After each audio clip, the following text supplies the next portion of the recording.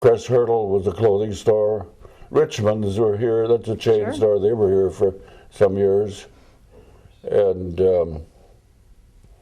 a man by the name of George Klein had a clothing store above a bank on the corner of where the Executive Inn is now. All right. I think it was called a German bank, and he had this clothing store upstairs.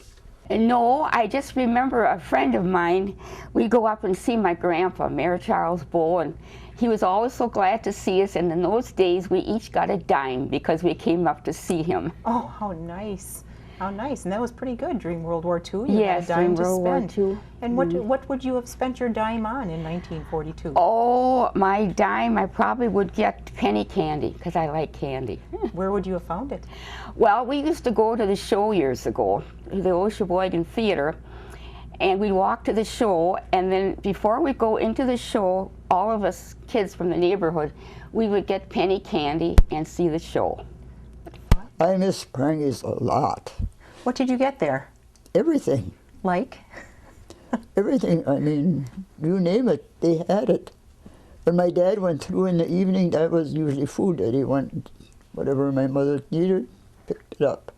But you could get anything in clothes, you could get, well, you name it, they had it. Prangy was and the Kresge stores. I loved to go in the Kresge stores. You can look at anything and everything. That was a lot of fun. Okay.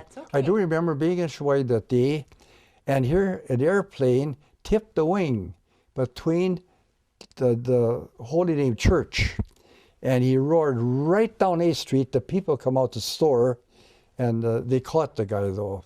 That is one thing I remember about A Street. When was that? Well, that was in the early 40s.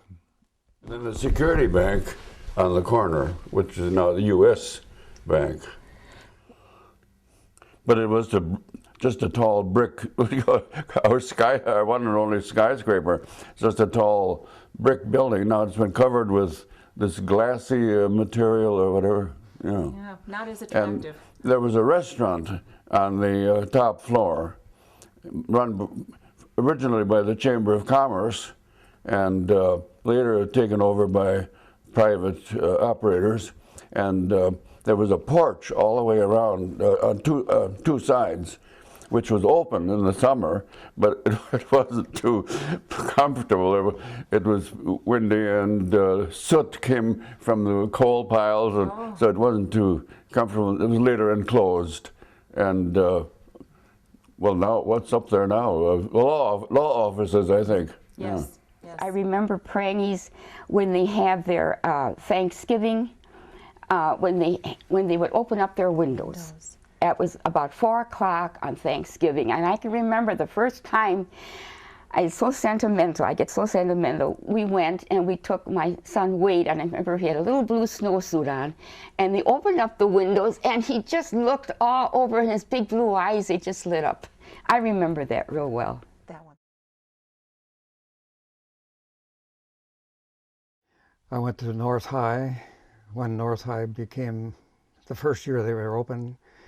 I I went to school there, graduated from there.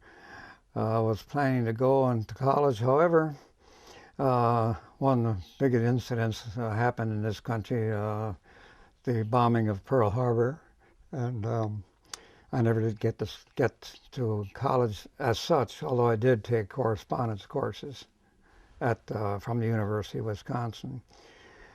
Tell me about World War II. Well, I served in World War II from 42 to 45. Where? I spent about a year in Omaha doing investigative work. I wore civilian clothes and had my own car, and investigated the loyalty of people who were involved in war work. Oh my goodness. And then I was sent overseas. I was in Germany for about 9 months. I did similar work there. We investigated the loyalty of German people who crossed our lines. And I had some knowledge of German, so it was helpful to interview these people. What kind of farming did your family do? We had a dairy farm. I was not in service, so I was the guy with the cow and the plow about. Food was very important. The bus that I was on went to Milwaukee, and we were examined. I would have passed the examination for being in the service, but you belong on the farm. And many of the farm boys then remained on the farm. Back in those days, it was knitting for Britain, and it was building submarines, and they all had their occupations that way. So I remember the war, when the war broke out. I came home from the movie with my friends, my neighborhood friends, and my dad said to me, "Barbara, we're at war." I remember that very well. Did they share a lot of details with you? No, not really. You just heard about things from friends, or? But then our neighbor's boy was in the Army, and he ran over one day by my folks and me and my brother, and they had gotten a telegram where their son was killed in France. Oh, and I remember we all cried. We all felt so bad about that. His name was Marvin T. Winkle. That I remember very well. What can you tell me about World War II? What do you remember? Oh, quite a bit. I enlisted and went to officers' school, first basic training, and then officers' school, and became an officer, a second lieutenant, of course, at first. And lo and behold, I was adopted by a general named Harry F. Myers, who said, if I promised to take you as an aide and not a maid, would you be my aide? I said, with a promise like that, yes. I was stationed at Brunswick, Braunschweig, Germany, with the 74th AAA Brigade headquarters. And we had troops located under our command, under my general's command, around many, many installations in Europe during World War II. And obviously I was shot and killed. No, not quite.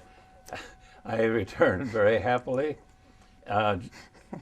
Immediately at the end of World War in Europe, immediately sent back to the States for re-outfitting and sent over to the Far East. Oh my. Except that while we were being re-outfitted in the United States, the war in the Far East ended, and I went home. So we got on the plane, there were all 20 of us, and all of a sudden, before we took off, one of the pilots came back and said, so I want all of you sworn to secrecy. Of course, that was nothing new to me because of the OSS. So we all agreed we would not tell. He said, we're going somewhere we're not allowed to, so don't ever tell anybody while you're still in service where we went. Okay, we all said, no, we will. So he says, we're going to fly over Hiroshima and Nagasaki. So we did. We flew over there, saw all the damage done by our 2 atomic bombs. And I have to say that I hope I never, ever see anything like that again. It was devastation to the nth degree.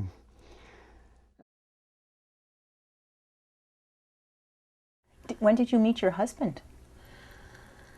Oh, that's a long story. He belonged to the American Legion Bugle and Drum Corps, and they were selling Christmas trees to make money. So they had the trees in the garage where we lived above, and that's how I met him. Oh my. Of course, my sisters, they were all down there. I was kind of bashful. I didn't want to go down there. But then Mother would coax him, well, with 4 girls up there. She said, nice. He's close by. So she'd coax him up. She'd make fresh donuts and give him donuts. And I'm sure the 4 of you were lovely enough to coax him up. Now, is that when you met your beautiful wife, Irene? that's a little longer story. Oh, tell me about that. Yeah. Because you're a pretty lucky man. Okay. Tell me about how you met Irene. Irene, you pay attention now. If it's wrong, You butt in. Okay. A very interesting story. Living 20 miles from Sheboygan Dance Hall, which is at Turner Hall, Bob Zagraff and I, we went there, and there was only one other person there, and they talked about Brussels, about his service. And this person we're visiting with, Irene had a date with that night. So now at that dance, so all at once, 5 girls come in. And I asked Irene for that dance, and she says, no. I said, okay, then I'll dance with one of your girlfriends. And so she danced with me. Well, it's customary then that you go out to the bar, got to buy her a drink. Oh. So she, I shouldn't be out here though. I said, why? Because that guy I had a date with tonight. Reader's Digest, by the way, my husband, just before we were married, noticed that I always bought a digest, among other things too, but a digest, Reader's Digest. So as a gift, he thought, they have such a thing as a lifetime issue. Why don't I buy her one of those? I should have to buy every month. So he bought me a lifetime subscription to the Reader's Digest. Now, I think that those days they cost $25. And for him, I mean, that was a lot. He got his money's worth.